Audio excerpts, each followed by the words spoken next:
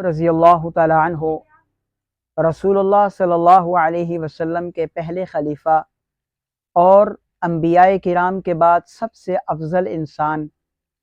آپ نے دین کے لیے گراں قدر خدمات سر انجام دی ہیں، حتیٰ کہ آپ نے اپنے گھر کا سارا مال اللہ کی راہ میں خرچ کیا اور خود ٹاٹ کا لباس پہنا۔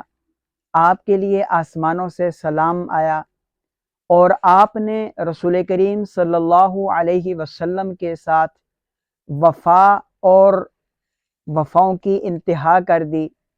آپ رضی اللہ تعالی عنہ وہ واحد صحابی ہیں جنہوں نے سب سے پہلے آپ صلی اللہ علیہ وسلم پر ایمان بھی لایا اور آپ کی تصدیق بھی کی۔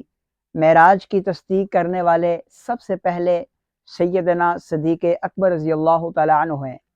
رسول کریم صلی اللہ علیہ وسلم کی داغ مفارقت کے بعد آپ رضی اللہ تعالی عنہ نے امت کو بڑی مشکل کے ساتھ سنبھالا۔ فتنوں کا ظہور ہوا، مسلمہ کذاب کے ساتھ جنگ ہوئی اور یہ ایک بہت بڑا امتحان تھا۔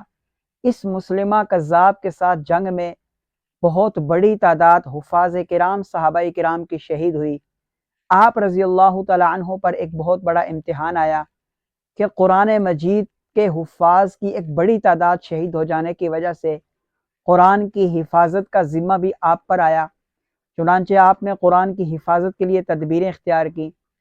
اس کے بعد آپ رضی اللہ تعالی عنہ نے جہاد کے لیے مسلسل قافلے بھی بھیجے، اس تسلسل کو بھی رکنے نہیں دیا۔